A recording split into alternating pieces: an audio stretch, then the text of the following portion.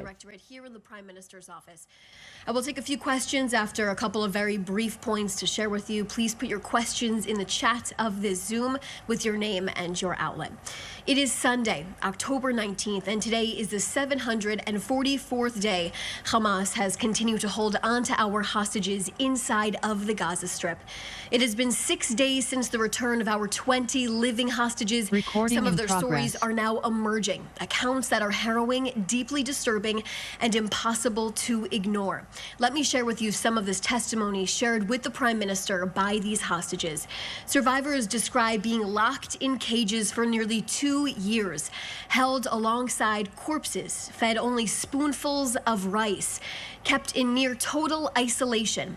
Many suffered untreated injuries, beatings, malnourishment, with some even losing up to 40% of their body weight. Arms and legs bound for extended periods of time. These are not exaggerations. They are the lived experiences of our hostages. As Prime Minister Netanyahu has said, the horrors inflicted by Hamas prove that we have not moved beyond the barbarism of the past. He has called Hamas monsters, and the testimony of our returned hostages tragically affirms this. Hamas's beliefs, methods, and its goals are the annihilation of the State of Israel and its citizens and its supporters. This is why the framework makes very, very clear that Hamas can have no future in running the Gaza Strip. I want to just show some video on the screen behind me. You'll probably notice that there is silence of the ceasefire now and the free Gaza voices across the world. They are silent as the ceasefire continues into the second week. The people of Gaza find themselves captives, as like our hostages, to Hamas itself. In recent days, pay attention to the credible reports and video evidence of Hamas executing civilians in Gaza, men with their hands tied, blindfolded, and shot in public in the back of the head.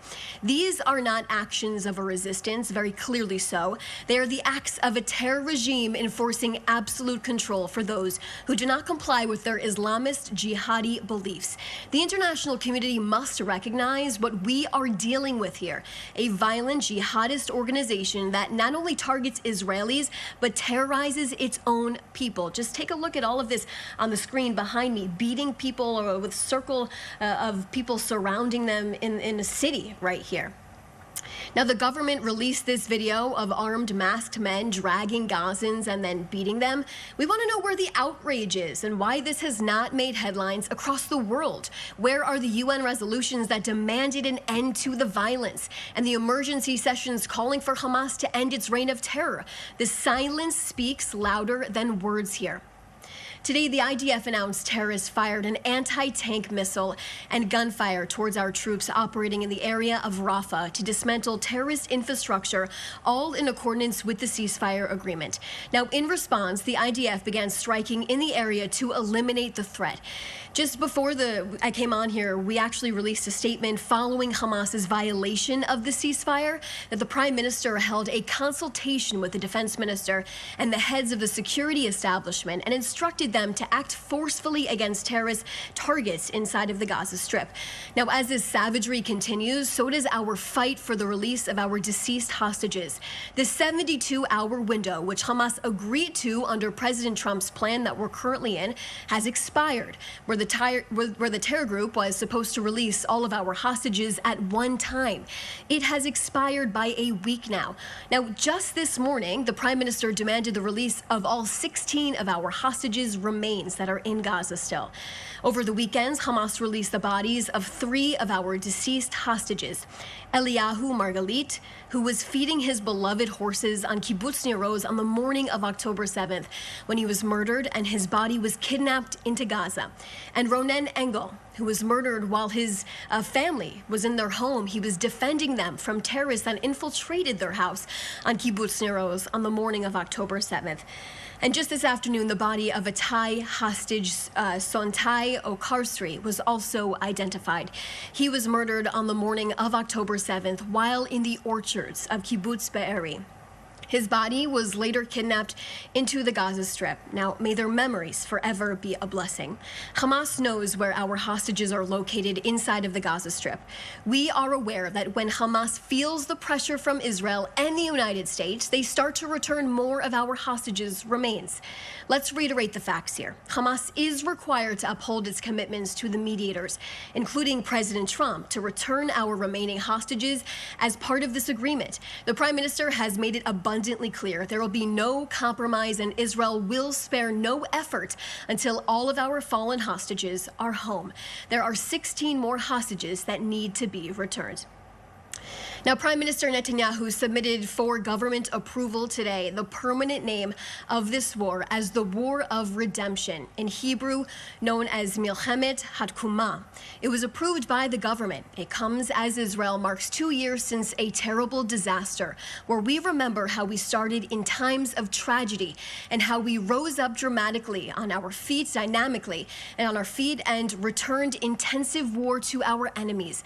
The Prime Minister said last night in an interview here in Israel that Israel removed the existential threat of the Iranian axis from the Jewish state as Israel broke the deadly chokehold Iran tried to create here, establishing this national redemption project in the land of Israel and our strong and flourishing state.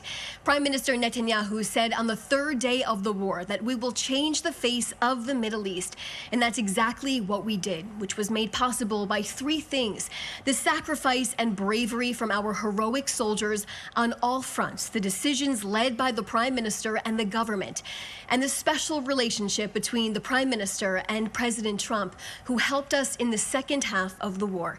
From the beginning, the Prime Minister took on enormous decisions, first declaring war on Hamas in Gaza and calling up all of our soldiers, all 400,000 of them, to be recruited for this war.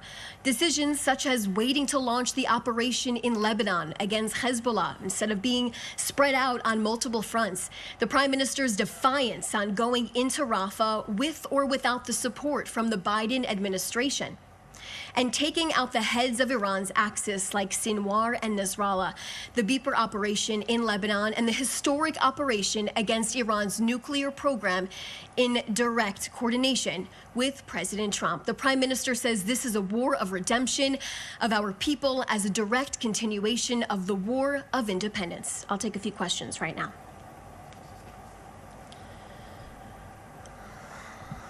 So we have a lot of questions. Several journalists have many questions wrapped up in their responses. So I'm going to take just typically the top question or the top two from each reporter.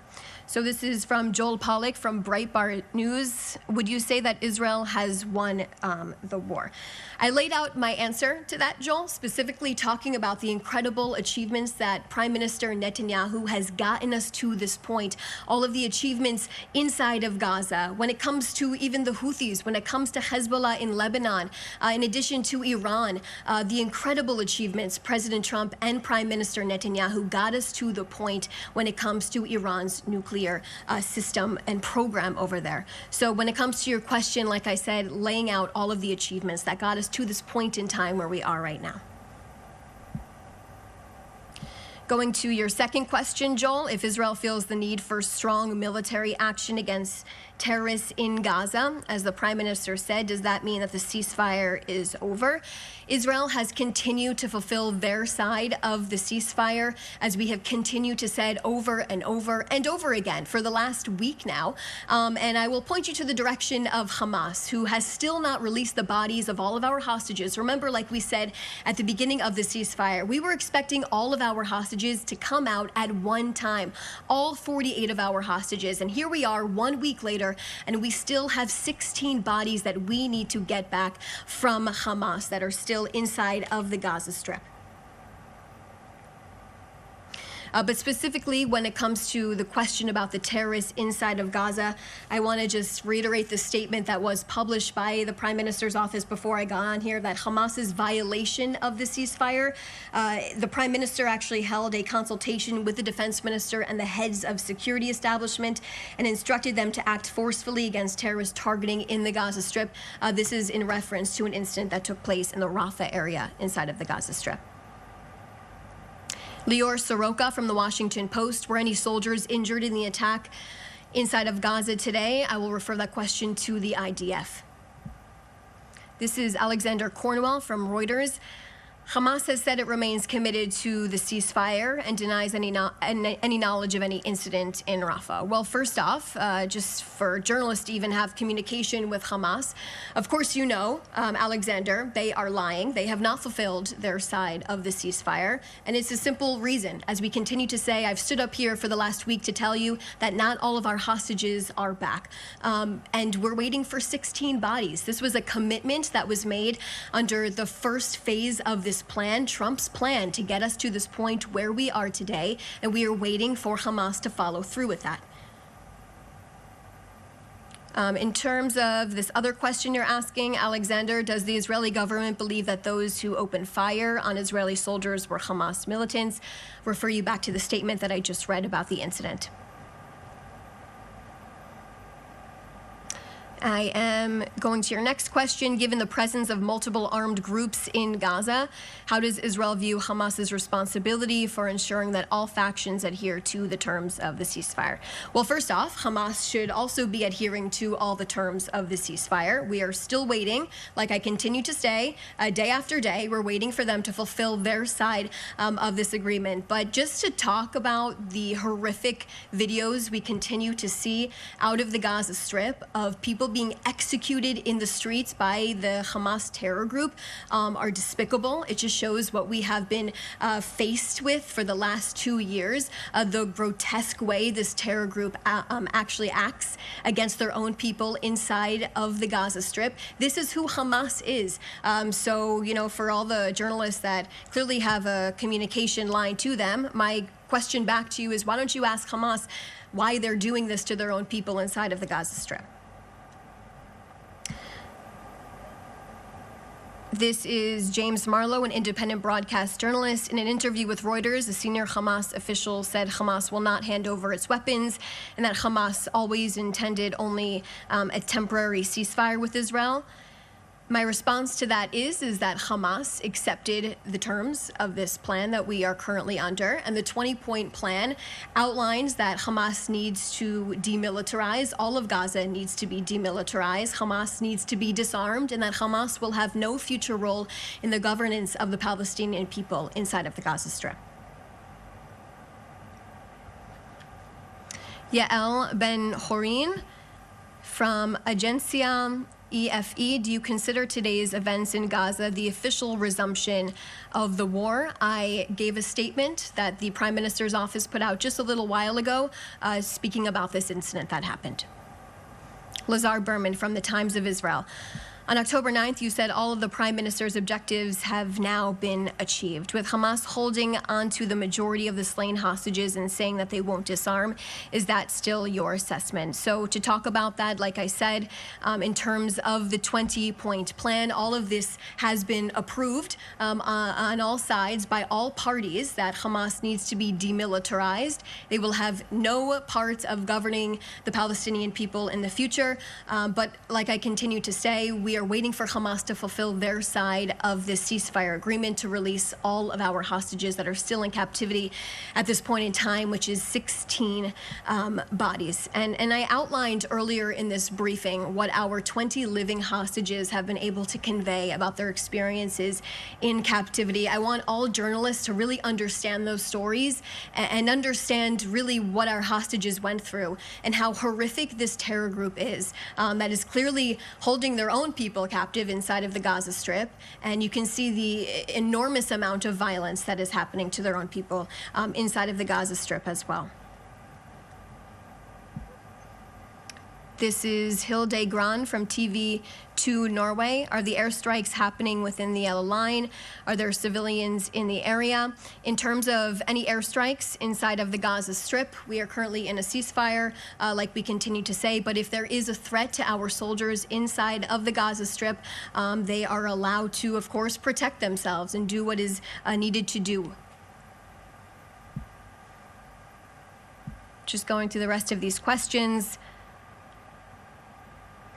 This is Kano Watanabe, excuse me for the mispronunciation there, from a Japanese newspaper. I answered your question about the airstrikes in Gaza just now.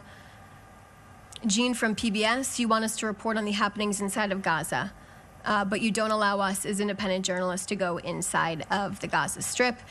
In reference to that, I always and have in the last few days talked about journalist access going into the Gaza Strip.